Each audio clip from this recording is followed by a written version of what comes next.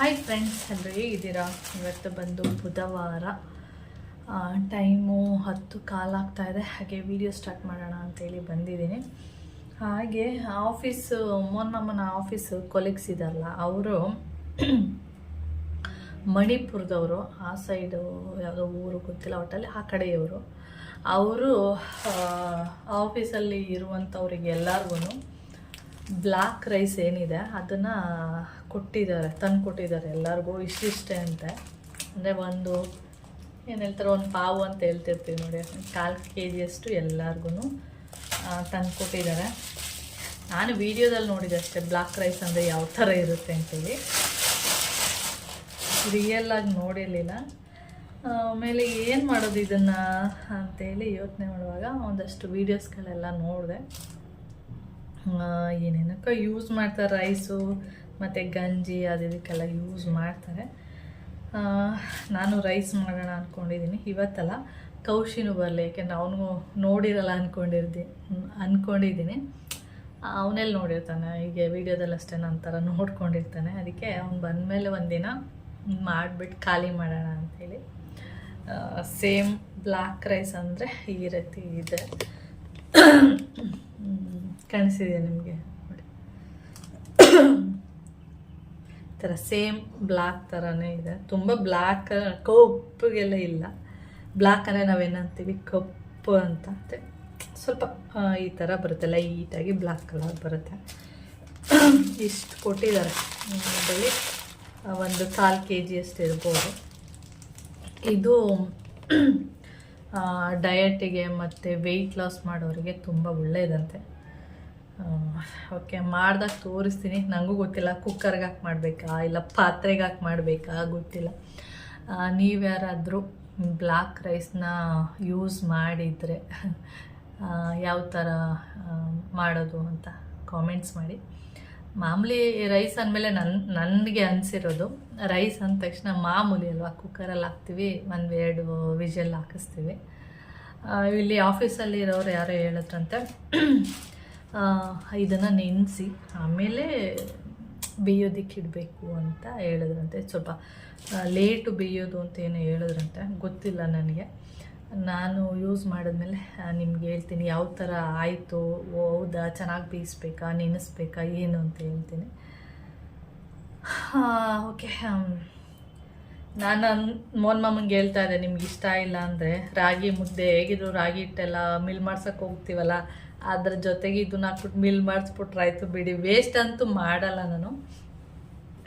ಇದು ಅಂತಲ್ಲ, ಯಾವುದೇ ವಸ್ತು ಅಷ್ಟೇ ವೇಸ್ಟ್ ಮಾಡೋಕ್ಕೆ ಹೋಗಲ್ಲ. ಅದರಿಂದ ಏನಾದರೂ ಯೂಸ್ ಆಗುತ್ತಾ ಅಂದರೆ ಬೀಸಾಕೋಕ್ಕೆ ಮೊದಲೇ ಅದೇನಾದರೂ ಯೂಸ್ ಆಗುತ್ತಾ ಏನು, ಆ ಥರ ಯೋಚನೆ ಮಾಡ್ತೀನಿ. ಆಮೇಲೆ ಅದನ್ನು ಬೀಸಾಕೋ ಪ್ರಯತ್ನ ಮಾಡ್ತೀನಿ ಅಷ್ಟೇ. ಒಂದು ಫುಡ್ ಇರ್ಬೋದು, ಏನೇ ಇರ್ಬೋದು, ಆ ರೀತಿ ಮಾಡ್ತೀನಿ. ಅದಕ್ಕೆ ಮಾಮಂಗೆ ಎಲ್ಲ ಇಷ್ಟ ಆಗಿಲ್ಲ ಅಂದರೆ ಮುದ್ದೆ ರಾಗಿ ಮಿಲ್ ಮಾಡ್ಸೋಕೆ ಹೋಗ್ತೀವಿ ಅಲ್ಲ, ರಾಗಿ ಮಿಲ್ ಮಾಡ್ಸೋಕೆ ಹೋಗ್ತೀವಲ್ಲ, ಅವಾಗ ಪೌಡ್ರ್ ಮಾಡ್ಸೋಣ ಬಿಡಿ, ಆವಾಗ ಮುದ್ದೆ ಜೊತೆ ಇದೂ ಹೊಟ್ಟೆ ಒಳಗಡೆ ಹೋಗುತ್ತೆ, ನಮಗೆ ಗೊತ್ತೂ ಆಗಲ್ಲ. ಅಂದರೆ ನಾವು ಈ ಥರ ತಿಂತಾಯಿದ್ದೀವಿ ಅಂತ ಗೊತ್ತಾಗಲ್ಲ. ಮಾಮ ಹೇಳೋದು ಟೇಸ್ಟ್ ಹೇಗಿರುತ್ತೆ ಏನು ಅಂತೇಳಿ, ಗೊತ್ತಿಲ್ಲ ಟೇಸ್ಟ್ ಎಲ್ಲ ಹೇಗಿರುತ್ತೆ ಅಂತ. ಯಾಕೆಂದರೆ ನಾವು ಯಾರಾದರೂ ತಿಂದಿದ್ದಿದ್ರೆ ಹೇಳ್ಬೋದಿತ್ತು ಇದೇ ಥರ ಟೇಸ್ಟ್ ಇರುತ್ತೆ ಅಂತ. ಯಾರೂ ತಿಂದಿಲ್ಲ, ಅದಕ್ಕೆ ಗೊತ್ತಿಲ್ಲ ಅಷ್ಟೇ. ಓಕೆ, ತುಂಬ ಜನ ಯೂಟ್ಯೂಬರ್ಸು ಯೂಟ್ಯೂಬ್ ಸ್ಟಾರ್ಟ್ ಮಾಡಿರ್ತಾರೆ, ಜಸ್ಟು ಇವಾಗ ಮಾಡಿರ್ತಾರೆ, ಮತ್ತು ಮಾಡ್ತಾ ಇರ್ತಾರೆ, ಸ್ಟಾರ್ಟ್ ಮಾಡಿರ್ತಾರೆ. ಯೂಟ್ಯೂಬ್ ಮಾಡಬೇಕು ನಾನು ಕೂಡ ಅಂತೇಳಿ ಸ್ಟಾರ್ಟ್ ಮಾಡಿರ್ತಾರೆ. ಅಂಥವರಿಗೆ ಮತ್ತು ಯೂಟ್ಯೂಬ್ ಮಾಡಬೇಕು ಅನ್ನೋರಿಗೆ ಒಂದಷ್ಟು ಟಿಪ್ಸ್ ಅಂತಲೇ ಹೇಳ್ಬೋದು. ಏನಂದರೆ, ಇವಾಗ ನಾನು ಯೂಟ್ಯೂಬ್ ಸ್ಟಾರ್ಟ್ ಮಾಡಿ 3 ವರ್ಷ ಆಯಿತು. ಅದು ಏನೇನೋ ಆಗಿ ಇವಾಗ ಹೊಸ ಚಾನಲ್ ಕ್ರಿಯೇಟ್ ಮಾಡಿದ್ದು ಮತ್ತು 2 ವರ್ಷ ಆಯಿತು, ಕಂಪ್ಲೀಟ್ ಆಯಿತು. ಆಗಸ್ಟ್ ತಿಂಗಳು ವರಮಹಾಲಕ್ಷ್ಮಿ ಹಬ್ಬದ ಟೈಮಲ್ಲಿ ನಾನು ಯೂಟ್ಯೂಬ್ನ ಸ್ಟಾರ್ಟ್ ಮಾಡಿದ್ದು. ಮತ್ತು ಸೆಕೆಂಡ್ ಚಾನಲು. ಇವೇನಾದರೂ ಯೂಟ್ಯೂಬ್ ಮಾಡ್ತಾಯಿದ್ದೀನಿ ಮಾಡಬೇಕು ಅನ್ನೋರಿಗೆ ಯೂಟ್ಯೂಬಿಗೆ ಬೇಕಾಗಿರುವಂಥದ್ದು ಕ್ಯಾಮ್ರಾ ಮತ್ತು ಸೆಲ್ಫಿ ಸ್ಟಿಕ್ಕು, ಮತ್ತು ಇನ್ನೊಂದೇನು ಹೇಳ್ತಾರೆ, ಸುಮಾರು ಯೂಟ್ಯೂಬ್ಗೆ ಸಂಬಂಧಿಸಿರುವಂಥವೇ ತುಂಬ ಇದೆ. ಮೈಕ್ ಇದೆ, ಕ್ಯಾಮ್ರಾ ಇದೆ, ಸೆಲ್ಫಿ ಸ್ಟಿಕ್ ಇದೆ, ಇನ್ನೂ ತುಂಬ ಇದೆ ಯೂಟ್ಯೂಬ್ ಬೇಕಾಗಿರುವಂಥದ್ದು. ರಿಂಗ್ ಲೈಟ್ ಇದೆ, ಏನೆಲ್ಲ ಇದೆ. ಅದನ್ನೆಲ್ಲ ಫಸ್ಟೇ ತೊಗೋಬೇಡಿ. ಯೂಟ್ಯೂಬ್ಗೆ ಅಂತೇಳಿ ಫಸ್ಟು ಏನು ಕೂಡ ಇನ್ವೆಸ್ಟ್ ಮಾಡಬೇಡಿ. ಯಾಕೆ ಇನ್ವೆಸ್ಟ್ ಮಾಡಬೇಡಿ ಅಂತಂದರೆ, ನೀವು ಯೂಟ್ಯೂಬ್ ಮಾಡ್ತಾ ಇರುವಾಗ ಹೊಸದ್ರಲ್ಲಿ ಯಾವ ಥರ ಕ್ರೇಜ್ ಇರುತ್ತೆ, ಅಯ್ಯೋ ನಂಗೆ ಯೂಟ್ಯೂಬ್ ಮಾಡಬೇಕು, ದಿನ ವೀಡಿಯೋಸ್ನ ಅಪ್ಲೋಡ್ ಮಾಡಬೇಕು ಅನ್ನೋ ಒಂದು ಕ್ರೇಜ್ ಇರುತ್ತೆ. ಒಂದಷ್ಟು ದಿನ ಇರುತ್ತೆ, 1 ತಿಂಗಳು 2 ತಿಂಗಳು ಇರುತ್ತೆ, ನಾನು ಮಾಡಬೇಕು, ದಿನ ವೀಡಿಯೋಸ್ನ ಅಪ್ಲೋಡ್ ಮಾಡಬೇಕು, ಆ ಥರದ್ದೆಲ್ಲ ಆಸೆ ಇರುತ್ತೆ. ಅದು ಕ್ರಮೇಣ ಹೋಗ್ತಾ ಏನಾಗುತ್ತೆ ಅಂದರೆ ಇಂಟ್ರೆಸ್ಟು ಹೋಗ್ಬಿಡುತ್ತೆ. ಅಂದರೆ ವ್ಯೂಸ್ ಬರಲ್ಲ ಸರಿಯಾಗಿ. ಒಂದು ವೀಡಿಯೋಸ್ಗೆ ವ್ಯೂಸ್ ಬಂದರೆ ಇನ್ನೊಂದು ವೀಡಿಯೋಸ್ಗೆ ವ್ಯೂಸೇ ಬರಲ್ಲ. ಆ ಥರ ಆದಾಗ ಏನಾಗ್ಬಿಡುತ್ತೆ ಅಂದರೆ ನಾವು ಇವತ್ತು ಈ ಥರ ಆಗ್ತಿದೆಯಲ್ಲ ಬೇಡ, ಇಂಟ್ರೆಸ್ಟ್ ಹೋಗ್ಬಿಡುತ್ತೆ. ಆವಾಗ ನೀವೇನು ಮಾಡಿರ್ತೀರ, ಅಷ್ಟರಲ್ಲಿ 1-6 ತಿಂಗಳು ಆಗಿರುತ್ತೆ ಅಂದ್ಕೊಳ್ಳಿ. ಎಲ್ಲ ಟ್ರೈಪಾಡ್ ತೊಗೊಂಡಿರ್ತೀರ, ಅಂದರೆ ಯೂಟ್ಯೂಬ್ಗೆ ಏನು ಬೇಕೋ ಅದೆಲ್ಲ ತೊಗೊಂಡಿರ್ತೀರ. ನೀವು ಅಷ್ಟೆಲ್ಲ ತೊಗೊಂಡು ಇನ್ವೆಸ್ಟ್ ಮಾಡಿದ್ಮೇಲೆ ನೀವು ಅದರಲ್ಲಿ ₹1 ಸಂಪಾದನೆ ಮಾಡಿರಲ್ಲ. ಅದಕ್ಕೆ ನೀವು ಆ ಥರದ್ದೆಲ್ಲ ಏನೂ ತೊಗೋಬೇಡಿ. ನಾರ್ಮಲ್ಲಾಗಿ ಮೊಬೈಲ್ನ ಹೀಗೆ ಕೈಯಲ್ಲಿ ಇಟ್ಕೊಳ್ಳಿ, ವೀಡಿಯೋಸ್ಗಳನ್ನ ಮಾಡ್ತಾ ಹೋಗಿ. ಒಂದು 6 ತಿಂಗಳು 8 ತಿಂಗಳು ಮಾಡ್ತಾ ಹೋದಾಗ ಕೈಯಲ್ಲೇ ಇಟ್ಕೊಂಡು, ನನಗೆ ಸೆಲ್ಫಿ ಸ್ಟಿಕ್ಕು ಟ್ರೈಪಾಡ್ಗಿನ್ನ ನನಗೆ ಕೈಯೇ ಬೆಸ್ಟು. ಎಷ್ಟು ಜನಕ್ಕೆ ಆ ಥರ ಅನ್ಸುತ್ತೆ ಗೊತ್ತಿಲ್ಲ. ನನಗೆ ಸೆಲ್ಫಿ ಸ್ಟಿಕ್ ಎಲ್ಲ ಇಟ್ಕೊಂಡು ಹೋಗ್ತಾಯಿದ್ರೆ ಜನಗಳು ನೋಡ್ತಾ ಇರ್ತಾರೆ, ಈ ಅಮ್ಮ ಏನೋ ಮಾಡ್ತಾ ಇದೆ ಅನ್ನೋ ಥರ ಆಗುತ್ತೆ. ಕೈಯಲ್ಲಿ ಹಿಂಗೆ ಇಟ್ಕೊಂಡು ಹೋಗ್ತೀರಾ, ಅಷ್ಟೊಂದು ಅಬ್ಸರ್ವ್ ಮಾಡಲ್ಲ. ಅದರಿಂದ ಹೆಚ್ಚಾಗಿ ನಾನು ಕೈಯಲ್ಲಿ ಇಟ್ಕೊಂಡು ಹೀಗೆ ವೀಡಿಯೋನ ಮಾಡ್ತಾ ಇರ್ತೀನಿ. ನೀವು ಒಂದು 6 ತಿಂಗಳು ಇಲ್ಲ ಒಂದು ಸೆಲ್ಫಿ ಸ್ಟಿಕ್ ತೊಗೋಬೋದು, ಅದೇನೋ ಒಂದು 150ಗೆಲ್ಲ ಸಿಗುತ್ತೆ, ಅದೊಂದಕ್ಕೆ ಬೇಕಾದ್ರೆ ಇನ್ವೆಸ್ಟ್ ಮಾಡ್ಬೋದು. ಇನ್ನು ಬೇರೆದಕ್ಕೆಲ್ಲ ಇನ್ವೆಸ್ಟ್ ಮಾಡಬೇಡಿ. ಆದಷ್ಟು ಒಂದು 6 ತಿಂಗಳು ಹಿಂಗೆ ಕೈಯಲ್ಲಿ ಇಟ್ಕೊಂಡು ಯೂಸ್ ಮಾಡ್ತಾ ಹೋಗಿ. ಆವಾಗ ನಿಮಗೆ ಒಂದು 6 ತಿಂಗಳು 7 ತಿಂಗಳು ಆಗ್ತಾ ನಿಮಗೆ ಗೊತ್ತಾಗುತ್ತೆ, ಓಕೆ ನಾನು ಮಾಡ್ತೀನಿ, ಮುಂದೆ ನನಗೆ ಒಳ್ಳೆ ವ್ಯೂಸ್ ಬರ್ತಾ ಇದೆ ಅಂದ್ಕೊಂಡು ಮಾಡ್ಕೊಂಡು ಹೋಗಿ. ಆವಾಗ ನಿಮಗೆ ದುಡ್ಡು ಅಂದರೆ ಯೂಟ್ಯೂಬಿಂದ ದುಡ್ಡು ಬರೋಕ್ಕೆ ಸ್ಟಾರ್ಟ್ ಆಗುತ್ತಲ್ಲ, ಆಮೇಲೆ ಬೇಕಾದ್ರೆ ನೀವು ಓಕೆ ಏನೋ ಒಂದು ಸಕ್ಸಸ್ ಕಂಡೆ ಅಂದಮೇಲೆ ಏನಿದೆ ಟ್ರೈಪಾಡ್ ಇರ್ಬೋದು, ಏನೇನು ಬೇಕು ಅದನ್ನು ಒಂದೊಂದೇ ತೊಗೊಳ್ಳಿ. ಒಟ್ಟಿಗೆ ಏನು ತೊಗೊಳಕ್ಕೆ ಹೋಗ್ಬಿಡಿ, ಒಂದೊಂದೇ ಏನು ನಿಮಗೆ ಬೇಕಾಗಿರುತ್ತೆ. ಟ್ರೈಪಾಡ್ ಬೇಕಾಗಿರುತ್ತೆ, ಮತ್ತು ಸೆಲ್ಫಿ ಸ್ಟಿಕ್ ಬೇಕಾಗಿರುತ್ತೆ, ಮೈಕ್ ಬೇಕಾಗಿರುತ್ತೆ, ಆ ಥರದ್ದೆಲ್ಲ ತೊಗೊಳ್ಳಿ. ಕ್ಯಾಮ್ರಾ ಅದಕ್ಕೆಲ್ಲ ತುಂಬ ಇನ್ವೆಸ್ಟ್ ಮಾಡಬೇಕಾಗುತ್ತೆ, ಅಷ್ಟು ನೀವು ಸಂಪಾದನೆ ಮಾಡಿರಲ್ಲ ಸುಮ್ಮನೆ. ಅದಕ್ಕೋಸ್ಕರ ಕ್ಯಾಮ್ರಾ ಎಲ್ಲ ಬೇಡ, ನೀವು ಚೆನ್ನಾಗಿ ಒಳ್ಳೆ ಸಕ್ಸಸ್ಸು ಒಳ್ಳೆ ವ್ಯೂಸ್ ಎಲ್ಲ ಬಂದಮೇಲೆ ಬೇಕಾದ್ರೆ ಕ್ಯಾಮ್ರಾ ಎಲ್ಲ ತೊಗೊಳ್ಳಿ. ಆ ಥರ ಈ ಥರ ಎಲ್ಲ ಮಾಡಿ ಸುಮ್ಮನೆ ಫಸ್ಟೇ ಎಲ್ಲನೂ ಇನ್ವೆಸ್ಟ್ ಮಾಡಬೇಡಿ. ತುಂಬ ಜನ ಹೇಳ್ತಿರ್ತಾರೆ, ನಾನು ಸುಮಾರು ಇನ್ವೆಸ್ಟ್ ಮಾಡಿದೆ ಆಮೇಲೆ ಬಿಟ್ಬಿಟ್ಟೆ, ವೇಸ್ಟ್ ಆಗೋಯ್ತು ಅಂತ ಹೇಳ್ತಾ ಇರ್ತಾರೆ. ಅದಕ್ಕೋಸ್ಕರ ಮಾಡಬೇಡಿ. ಹಾಗೆ ಏನಾದರೂ ಮಾಡ್ತಾಯಿದ್ರೆ ನಿಮಗೆ 1-2 ವ್ಯೂಸ್ ಬರಲಿ, ಆದರೆ ಡೈಲಿ ವೀಡಿಯೋಸ್ನ ಹಾಕ್ಕೊಂಡು ಹೋಗಿ. ಆದರೆ 1 ವರ್ಷ ಆಗೋಯ್ತು, 1 ವರ್ಷದೊಳಗಡೆ 4,000 ವಾಚ್ ಅವರ್ಸ್ ಕಂಪ್ಲೀಟ್ ಮಾಡಿಲ್ಲ, 1K ಸಬ್ಸ್ಕ್ರೈಬರ್ ಕಂಪ್ಲೀಟ್ ಮಾಡಿಲ್ಲ ಅಂತ ತಲೆ ಕೆಡಿಸ್ಕೋಬೇಡಿ. ನಿಮ್ಮ ಪಾಡಿಗೆ ನೀವು ಅದು ಒಂದು ಏನೋ ಕೆಲಸ ಇದ್ದಂಗೆ ಡೈಲಿ ವೀಡಿಯೋಸ್ಗಳನ್ನ ಹಾಕ್ಕೊಂಡೋಗಿ. 1 ವರ್ಷ ಆದಮೇಲೆ ನಿಮಗೆ ಬೇಕಾದರೆ ಒಂದೊಳ್ಳೆ ವ್ಯೂಸ್ ಬರ್ಬೋದು. ಈ ಥರ ಎಲ್ಲ ಆಗಿ ಆಮೇಲೂ ನಿಮಗೆ ಮೋನೋ ಆನ್ ಮಾಡ್ತಾರೆ 4,000 ಎಲ್ಲ ಕಂಪ್ಲೀಟ್ ಆದಮೇಲೆ. ಅದಕ್ಕೋಸ್ಕರ ಭರವಸೆ ಮಾಡಿದ್ಮೇಲೆ ಭರವಸೆ ಕಳ್ಕೊಬೇಡಿ, ಮಾಡ್ತಾನೇ ಹೋಗಿ ಡೈಲಿ. ಏನಾದರೂ ಯಾವ ಟಾಪಿಕ್ ಮೇಲೆ ಏನು ಕಂಟೆಂಟ್ ಕೊಡ್ಬೋದು ಸುಮ್ಮನೆ ನಮ್ಮ ಥರ. ಅದು ನಮ್ಮದು ಡೈಲಿ ಲಾಗ್ಸ್ ಆಗಿರೋದ್ರಿಂದ ನಮ್ಮ ಲೈಫ್ ಏನಿದೆ ಅದನ್ನು ತೋರಿಸ್ಕೊಂಡು ಹೋಗ್ತಿರ್ತೀವಿ. ಒಬ್ಬೊಬ್ಬರಿಗೆ ಒಂದೊಂದು ಥರ ಕ್ರೇಜ್ ಇರುತ್ತೆ, ಒಬ್ಬೊಬ್ಬರಿಗೆ ಅಡುಗೆದು ಅದು ಕ್ರೇಜ್ ಇರುತ್ತೆ, ಅದನ್ನು ತೋರಿಸ್ಕೊಂಡು ಹೋಗ್ತಿರ್ತಾರೆ. ನಿಮಗೆ ಲಾಗ್ಸ್ ಮಾಡ್ತೀನಿ ಅಂದರೆ ಮಾಡ್ಕೊಂಡೋಗಿ, ಇವತ್ತೇನು ವೀಡಿಯೋ ಹಾಕಲಿ, ನಾಳೆಗೆ ಏನು ವೀಡಿಯೋ ಹಾಕಲಿ, ಆ ಥರ ಮಾಡ್ಕೊಂಡು ಹೋಗ್ತಾಯಿದ್ರೆ ಒಂದಲ್ಲ ಒಂದಿನ 1 ವ್ಯೂಸ್ ಬರ್ತಿದೆಯಾ, ವ್ಯೂಸೇ ಒಂದೊಂದು ದಿನ 0 ವ್ಯೂಸ್ ಬರುತ್ತೆ, ತಲೆ ಕೆಡಿಸ್ಕೊಬೇಡಿ. 1 ವ್ಯೂಸ್ ಬಂದು ತಲೆ ಕೆಡಿಸ್ಕೊಬೇಡಿ, 0 ವ್ಯೂಸ್ ಬಂದು ತಲೆ ಕೆಡಿಸ್ಕೊಬೇಡಿ. ನಿಮ್ಮ ಪಾಡಿಗೆ ನೀವು ವೀಡಿಯೋಸ್ನ ಹಾಕ್ಕೊಂಡು ಹೋಗ್ತಾಯಿರಿ. ನನಗೆ 1 ವರ್ಷ 2 ತಿಂಗಳು ಆದಮೇಲೆ ನನಗೆ ಮೋನೋ ಎಲ್ಲ ಕಂಪ್ಲೀಟ್ ಆಗಿದ್ದು.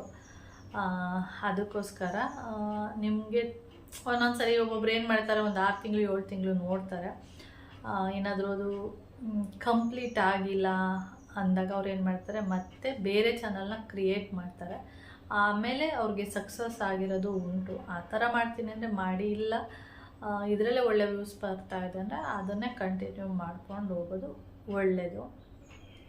ಓಕೆ, ಈ ಥರ ಕುಗ್ಬೇಡಿ. ಈ ಥರ ವ್ಯೂಸೇ ಬರ್ತಾಯಿಲ್ಲ, ಹಾಕೋದು ಬೇಡ ಅಂತ ಹೇಳಿ ಕುಗ್ಗಕ್ಕೆ ಹೋಗಬೇಡಿ. ಅಂದರೆ ಡೈಲಿ ಹಾಕ್ಕೊಂಡು ಹೋಗಿ. ಅಂದರೆ ಇನ್ವೆಸ್ಟ್ ಅಂತೂ ಏನೂ ಮಾಡಬೇಡಿ. ಬೇಜಾರಾಗುತ್ತೆ ಇನ್ವೆಸ್ಟ್ ಎಲ್ಲ ಮಾಡಿದ್ಮೇಲೆ, ಇಷ್ಟೆಲ್ಲ ಇನ್ವೆಸ್ಟ್ ಮಾಡಿ ನಾನು ಒಂದು ಸಲ ಆದರೂ ದುಡ್ಡು ತೊಗೋಬೇಕಿತ್ತು ಅನ್ನೋದು ಬರುತ್ತೆ. ಅದಕ್ಕೋಸ್ಕರ ಹೇಳಿದಷ್ಟೇ. ಮಾಡಿದ್ಮೇಲೆ ಬಿಡಬೇಡಿ. ಮಾಡೋಕ್ಕೆ ಸ್ಟಾರ್ಟ್ ಮಾಡಿದ್ಮೇಲೆ, ಮಾಡಲ್ಲ ಅಂದಮೇಲೆ ಮಾಡೋಕ್ಕೆ ಹೋಗಬೇಡಿ. ಮಾಡ್ತೀನಿ ಅಂದಮೇಲೆ ಏನು ಇನ್ವೆಸ್ಟ್ ಮಾಡಬೇಡಿ. ಒಳ್ಳೆ ವ್ಯೂಸ್ ಬಂದಮೇಲೆ ಇನ್ವೆಸ್ಟ್ ಮಾಡಿ ತೊಗೊಳ್ಳಿ ಅಂತ ಹೇಳ್ತೀನಿ. ಓಕೆ, ಈ ಥರ ನಾನು ಅಷ್ಟೇ. ನನಗೆ ಇನ್ನು ಆಮೇಲೆ ಇನ್ನು ನೆಕ್ಸ್ಟ್ ವೀಡಿಯೋದಲ್ಲಿ ಮಾಡ್ತೀನಿ. ಯಾವಾಗ ಮಾಡ್ತೀನಿ ಅಂತ ಗೊತ್ತಿಲ್ಲ. ಮೋನೋ ಅಂದರೆ ಆಫ್ ಮಾನಿಟೈಸೇಷನು ಮತ್ತು ಫುಲ್ ಮಾನಿಟೈಸೇಷನು ಯಾವ ಥರ ಅಪ್ಲೈ ಮಾಡಬೇಕು ಏನು, ಅದಕ್ಕಿರೋದು ಒಂದೇ ಟಿಪ್ಸು. ಅದೊಂದು ಟಿಪ್ಸ್ನ ನೀವು ಫಾಲೋ ಮಾಡಿಬಿಟ್ರೆ ಸಾಕು. ತುಂಬ ಜನ ನಾನು ನೋಡಿದ್ದೀನಿ. ನನಗೂ ಫಸ್ಟು ಹಾಗೆ ಅನ್ನಿಸ್ತಾಯಿತ್ತು, ಭಯ ಆಗ್ತಾಯಿತ್ತು. 4000 ವಾಚ್ ಅವರ್ಸ್ ಎಲ್ಲ ಕಂಪ್ಲೀಟ್ ಆದಮೇಲೆ ನನಗೆ ಮೊನಿಟೈಸೇಷನ್ಗೆ ಯಾವ ಥರ ಅಪ್ಲೈ ಮಾಡೋದು, ಹೇಗೆ ಮಾಡೋದು ಏನೂ ಗೊತ್ತಿಲ್ಲ. ನನಗೆ ವೀಡಿಯೋಸ್ ಮಾತ್ರ ಅಪ್ಲೋಡ್ ಮಾಡೋಕ್ಕೆ ಗೊತ್ತು, ಇದೆಲ್ಲ ಹೇಗೆ ಮಾಡೋದು ಅಂತ ಗೊತ್ತಿಲ್ಲ. ಮತ್ತು ಗೂಗಲ್ ಆ್ಯಡ್ಸೆನ್ಸ್ನ ಯಾವ ಥರ ಕ್ರಿಯೇಟ್ ಮಾಡಬೇಕು ಏನೂ ಗೊತ್ತಿಲ್ಲ. ಆಮೇಲೆ ಇದಕ್ಕೆಲ್ಲ ನಾನು ಯಾವ ಥರ ಮಾಡಿದೆ ಅಂದರೆ ಒಂದೇ ಟಿಪ್ಸ್ ಯೂಸ್ ಮಾಡಿದ್ದು. ಆ ಟಿಪ್ಸ್ನ ಯೂಸ್ ಮಾಡಿಕೊಂಡು ನಾನು ಎಲ್ಲನೂ ಕೂಡ ಅಪ್ಲೈ ಮಾಡಿಕೊಂಡೆ. ಗೂಗಲ್ ಆ್ಯಡ್ಸೆನ್ಸಿಂದ ಹಿಡಿದು ಮತ್ತು ಏನಿದೆ ಪಿನ್ ಬರೋ ತನಕ ಏನಿದೆ ಅದು ಒಂದು ಟಿಪ್ಸು. ಅದೊಂದು ಟಿಪ್ಸ್ನ ಯೂಸ್ ಮಾಡ್ಕೊಬಿಟ್ರೆ ನೀವೇ ನಿಮ್ಮ ಮೊಬೈಲಲ್ಲೇ ಎಲ್ಲ ಮಾಡ್ಕೋಬೋದು. ಅದೇ ಫಸ್ಟು ಗೊತ್ತಿರಲ್ವಲ್ಲ, ಭಯ ಆಗ್ತಾ ಇರುತ್ತೆ. ಎಲ್ಲಿ ಏನು ತಪ್ಪು ಮಾಡಿಬಿಡ್ತೀವೋ ಏನು ಅಂದರೆ ಅಪ್ಲೈ ಮಾಡಬೇಕಾದ್ರೆ ಇರ್ಬೋದು. ಒಂದು ಅಡ್ರೆಸ್ ಕ್ರಿಯೇಟ್ ಮಾಡ್ತೀವಿ ನೋಡಿ ಆ್ಯಡ್ಸೆನ್ಸ್ಗೆ, ಅಂದರೆ ಪಿನ್ ಬರೋದಕ್ಕೆ ಒಂದು ಗೂಗಲ್ಲದು ಅಡ್ರೆಸ್ದು ವೆರಿಫಿಕೇಷನ್ ಮಾಡಬೇಕು. ಮತ್ತು ID ಏನಿದೆ, ಇವಾಗ ಪ್ಯಾನ್ ಕಾರ್ಡ್ ಕೊಡಬೇಕು ನಾವು. ಮೊದಲೆಲ್ಲ ಆಧಾರ್ ತೊಗೊಳ್ತಿದ್ರು, ಇವಾಗೆಲ್ಲ ಪ್ಯಾನ್ ಕಾರ್ಡ್ ಕೊಡಬೇಕು ID ವೆರಿಫಿಕೇಷನ್ಗೆ. ಅದಕ್ಕೆಲ್ಲ ಒಂದೇ ಟಿಪ್ಸ್ ಯೂಸ್ ಮಾಡಿದ್ದು. ಅದೆಲ್ಲ ಮಾಡುವಾಗ ಭಯ ಹಾಗೇ ಆಗುತ್ತೆ. ಭಯ ಆಗಲ್ಲ ಅಂತೇನು ಹೇಳಲ್ಲ, ಭಯ ತುಂಬ ಆಗುತ್ತೆ.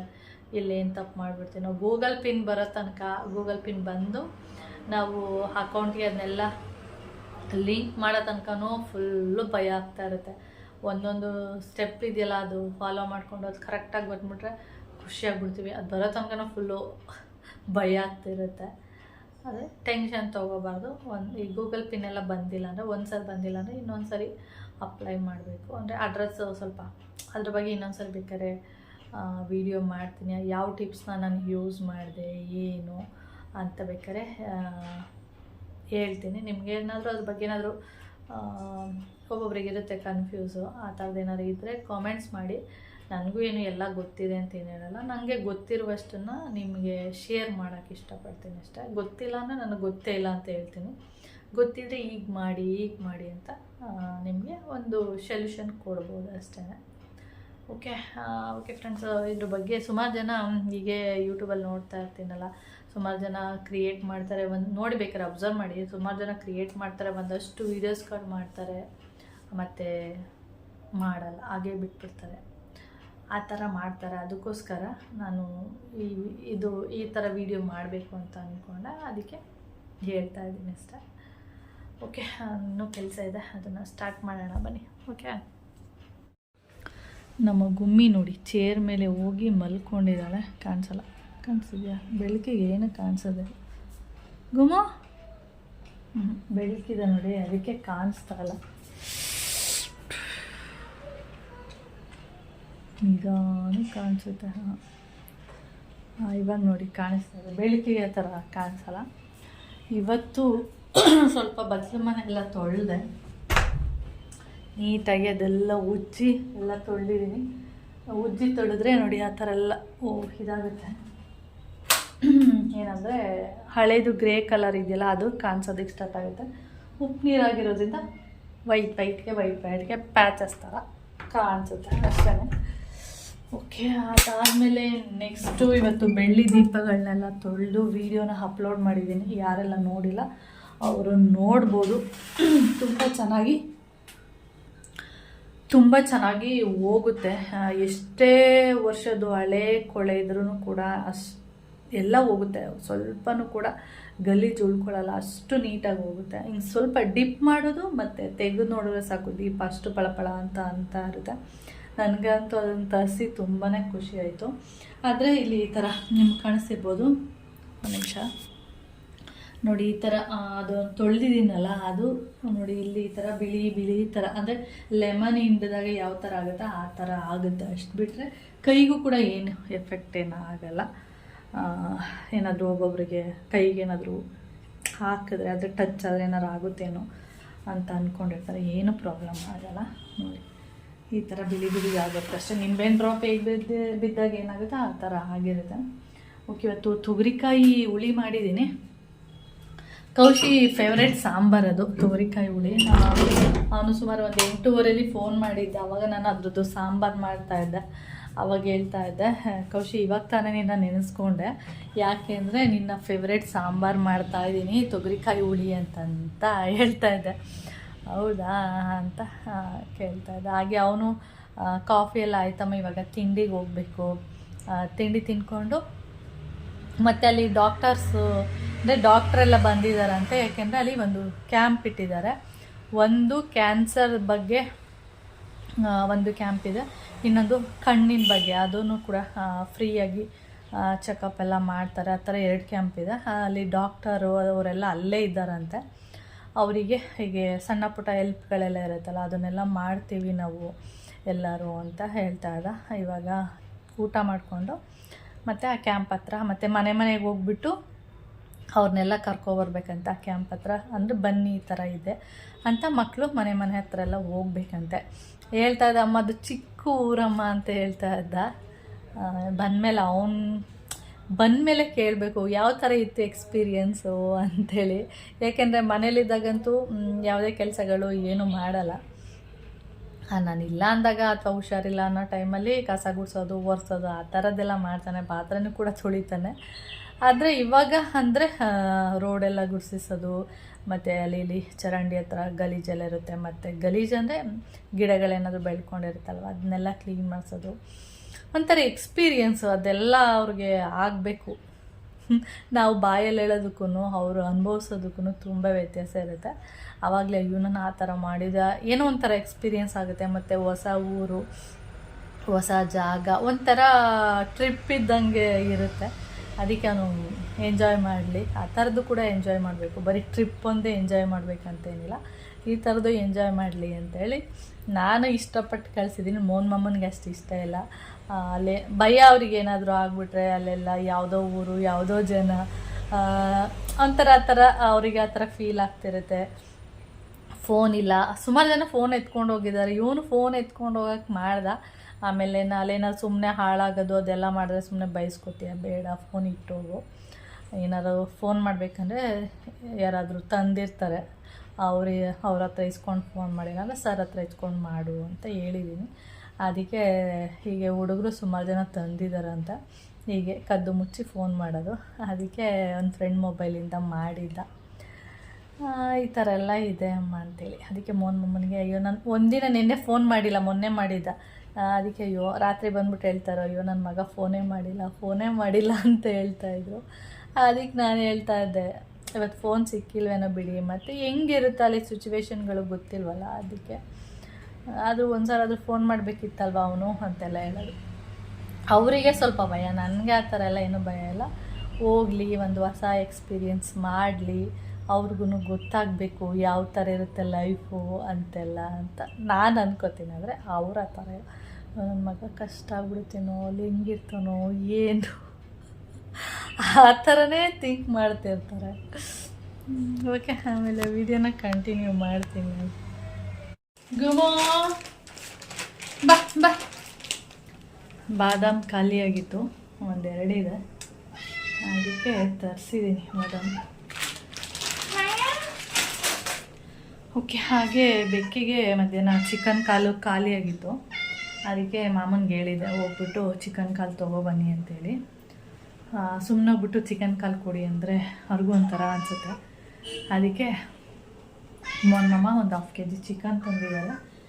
ನಾನಿಲ್ಲಿ ಚಿಕನ್ ಏನು ಮಾಡ್ತಾಯಿದ್ದೀನಿ ಅಂದರೆ ಪೆಪ್ಪರ್ ಚಿಕನ್ ಮಾಡೋಣ ಅಂತೇಳಿ ಮಾಡ್ತಾಯಿದ್ದೀನಿ. ಅದ್ರ ಜೊತೆಗೆ ಒಂದು ಕ್ಯಾಪ್ಸಿಕಮ್ ಇತ್ತು, ಅದನ್ನು ಕಟ್ ಮಾಡಿಬಿಟ್ಟು ಹಾಕಿದ್ದೀನಿ. ಚೆನ್ನಾಗಿರುತ್ತೆ ಪೆಪ್ಪರ್ ಚಿಕನ್ಗೆ. ಒಂದು ಏನಾದರೂ ಕ್ಯಾಪ್ಸಿಕಮ್ ಇದ್ದರೆ ಹಾಕಿದ್ರೆ ಟೇಸ್ಟು ಚೆನ್ನಾಗಿರುತ್ತೆ. ಸ್ಮೆಲ್ ಬರ್ತಿದೆಯಲ್ಲ ಅದಕ್ಕೆ ಕಿಚ್ಕೊತಿದ್ದಿಲ್ಲ. ಮತ್ತು ಈ ಥರ ಮಳೆ ಬರ್ತಾ ಇದೆಯಲ್ಲ ಈ ವೆದರಿಗೆ ಖಾರವಾಗಿ ಪೆಪ್ಪರ್ ಚಿಕನ್ ಸಖತ್ತಾಗಿರುತ್ತೆ. ಅದು ಬೇಯಕ್ಕೆ ಇಟ್ಟಿದ್ದೀನಿ. ಕುಕ್ಕರ್ಲಿ ಹಾಕ್ಬೋದಿತ್ತು, ಬೇಡ ಪಾತ್ರೆಯಲ್ಲಿ ಹಾಕೋಣ ಅಂದ್ಬಿಟ್ಟು ಅದರಲ್ಲಿ ಹಾಕಿದ್ದೀನಿ ಬಾಣಲಿಲಿ. ಓಕೆ, ಹಾಗೆ ಇವಾಗ ಟೈಮ್ ಬಂದು ಎಷ್ಟು 7:45. ಯಾವುದು ಕಲರ್ ಸೂಪರಲ್ಲಿ ಮಗಳು ಜಾನಕಿ ಅಂತೇಳಿ ಒಂದು ಸೀರಿಯಲ್ ಬರುತ್ತೆ. ಮೊದಲು ಬರ್ತಾಯಿತ್ತು, ಅದು ಕೊರೋನಾ ಟೈಮಲ್ಲಿ ಅರ್ಧಕ್ಕೆ ನಿಂತೋಗ್ಬಿಡ್ತು. ನಾನು ಇವಾಗ ಕಲರ್ ಸೂಪರಲ್ಲಿ ನೋಡ್ತಾ ಇದ್ನ, ಅದು ಕಲರ್ ಸೂಪರಲ್ಲಿ ಫಸ್ಟಿಂದ ಹಾಕಿದ್ದಾರೆ. ಅದಕ್ಕೆ ಅದು ಸ್ವಲ್ಪ ಚೆನ್ನಾಗಿರುತ್ತೆ, ಸಂಭಾಷಣೆ ಇರ್ಬೋದು, ಮಾತು ಎಲ್ಲ CSPದು ಅಂದರೆ TN ಸೀತಾರಾಮ್ ಅವ್ರದ್ದು. ಅದಕ್ಕೆ ಮಗಳು ಜಾನಕಿ ಅಂತ ನೋಡ್ತಾ ಇದ್ದೀನಿ. ಚೆನ್ನಾಗಿದೆ ಅದು ಧಾರಾವಾಹಿ, ತುಂಬ ಚೆನ್ನಾಗಿ ಬಂದಿತ್ತು. ಕೊರೋನಾದಿಂದ ಎಲ್ಲ ಹಾಳಾಗ್ಬಿಡ್ತು. ಓಕೆ ಫ್ರೆಂಡ್ಸ್, ಹಾಗೆ ಈ ವಿಡಿಯೋನು ಕೂಡ ಇಲ್ಲಿಗೆ ಎಂಡ್ ಮಾಡ್ತೀನಿ. ವಿಡಿಯೋ ಇಷ್ಟ ಆದರೆ ಲೈಕ್, ಶೇರ್, ಕಮೆಂಟ್ ಮಾಡಿ. ಹಾಗೆ ಅದು ಫಸ್ಟ್ ಟೈಮ್ ನೋಡ್ತಾ ಇರೋ ಪ್ಲೀಸ್ ಸಬ್ಸ್ಕ್ರೈಬ್ ಮಾಡ್ಕೊಂಡು ನೋಡಿ. ನೆಕ್ಸ್ಟ್ ವಿಡಿಯೋದಲ್ಲಿ ಸಿಗೋಣ. ಓಕೆ, ಬಾಯ್. ಚಿಕನ್ ಬೇಯಬೇಕು, ಬೇಯ್ರಿ.